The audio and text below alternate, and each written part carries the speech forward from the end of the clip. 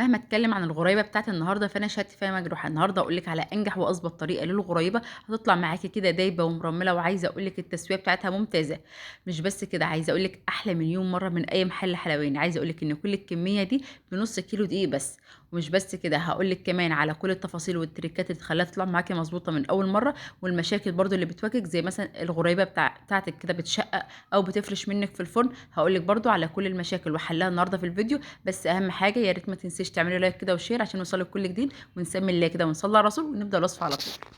مقادير الغريبه: 3 مكونات ملهمش رابع. اول حاجه معايا السمنه، معايا 300 جرام من السمنه. اهم حاجه السمنه بتاعتنا لازم تكون ساقعه كويس جدا، بس هي في التلاجة حوالي كده ساعه لغايه كده ما تبرد معانا كويس وتبقى ماسكه معانا متماسكه معانا بالشكل ده. بسيبها ساعه ساعتين قبل ما بشتغل في الغريبه بتاعتي. في الوقت ده ببدا اضرب بقى السمنه بتاعتي في العجان. اول ما اضرب الكهرباء عادي مفيش اي مشكله، لغايه ما القوام بتاعها كده يفتح معايا شويه. ده شكل كده وقوام السمنه بعد ما ضربناها ولونها فتحي معانا. في الوقت ده معايا هنا السكر بتاعي، معايا 150 جرام من السكر. هضربهم برضو مع السمنه كويس جدا لغايه برضو ما قوامهم كده يفتح معانا ويبقى كده كريمي كده وفومي، ويبقى معانا بالشكل ده. ده كده شكل كده ما ضربنا السمنه مع السكر. في الوقت ده هنزل هنا بالدقيق. مقدار الدقيق اللي انا هستخدمه معايا هنا نص كيلو من الدقيق. طب في ناس هتقول احنا عايزين المقدار بالكوبايه، هقول لك برضو مقدار الكوبايه. لو عايزه تعملي 4 كوبايات من الدقيق عليهم كوبايتين من السمنه عليهم كوبايه واحده من السكر البودره. مفيش اسهل من كده. المقادير بتاعتنا مظبوطه وسهله جدا، وعايزه اقول لك المقادير بتاعت النهارده ناجحه من اول مره. انا ضفت هنا طبعا رشه الملح الاساسيه، رشه خفيفه خالص، وبرضو رشه صغيره كده من الفانيليا. في الوقت ده هضربها كويس جدا. هنضرب لغاية كده ما العجينة بتاعتنا هتحس انها بتفرول كده في الاول، وبعد كده هتبدأ تلم معانا. ده كده الشكل كده بعد ما بدأت تفرول كده. ده كده احنا ماشيين كويس قوي والعجن بتاعنا مظبوط. هنعجن تاني. عايزة اقولك ان الغريبة اعجني فيها مفيش اي مشكلة، ولكن بلاش تبالغ زيادة عن اللزوم. هبدأ أضربها تاني لغاية ما تديني قوام عجينة هتشوفيها معايا دلوقتي.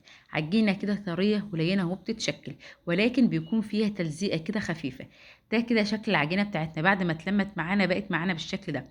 عايزة أقولك اللي احنا لو زودنا في الضرب زيادة عن اللزوم هتبقى العجينة بتاعتنا كريمية كده زي بتاعة البسكوت، وفي الوقت ده هنضطر ان احنا نشكلها كده بالقمع او الكيس الحلواني. وانا عملتها السنة اللي فاتت معاكم، بس النهاردة حبيت بقى نكورها كده ونشكلها بأسهل طريقة. انا قبل طبعا ما نشكلها بحطها كده في اي طبق او اي بوله عندي، وبدخلها التلاجة حوالي كده ساعه ساعتين. عايزه اقولك لغايه ما تشد معانا وتطلع معانا تتشكل معانا بكل سهوله. ده كده بعد ما عدى عليها ساعتين كده من الوقت هتحسي كده ان العجينه جامده شويه. لا عادي، هاتيها كده اول ما بتبداي تكوريها كده وتلينيها ما بين ايديكي بتبقى لينه كده وطريه وبتتشكل معاكي كده بكل سهوله. ده بيكون شكلها. لو انت مثلا عايزه توزني حجم الغريبه بتاعتك بيكون حوالي من 10 ل 12 جرام، مفيش اكتر من كده، زي حجم البليه كده الصغيره. عايزه العجينه بقى بناخد كده جزء منها بنبدا كده نلينها ما بين ايدينا وبعد كده نشكلها، ومفيش اسهل ولا ابسط من كده. مقادير سهله جدا وبسيطه، وطريقه التشكيل مفيش ابسط من كده.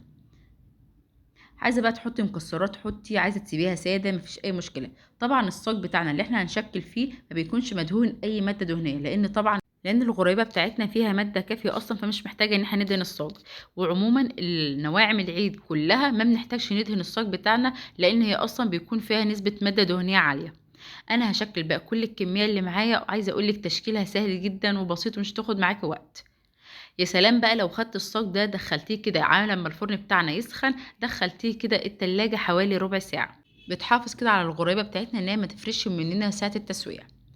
طبعا التسوية بتاعتنا الغريبة بتدخل على درجة حرارة 170 160. درجة حرارة بتكون قليلة بتاخد حوالي تلت ساعة.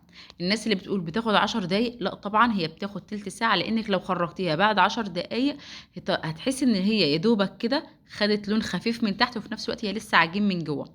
فانا بسيبها كده اول ما بحس ان هي بدأت خلاص تتحرك بسيط كده من مكانها، خلاص كده بدفع عليها طبعا الفرن، بس ما بشغلش الشواية.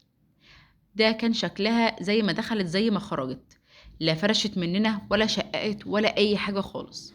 مقادير مظبوطة على الشعرة. متأكدة مليون في المية اللي انتوا هتجربيها وتطلع معاكي ناجحة من أول مرة. يا رب فيديو النهاردة يكون سهل كده وبسيط، أتمنى تجربوها. أشوفكم على خير في وصفات تانية جديدة بإذن الله. بس أمانة عليكي ما تنسيش تعملي لايك وشير عشان يوصلك كل جديد معانا بإذن الله. أشوفكم على خير في وصفات جديدة.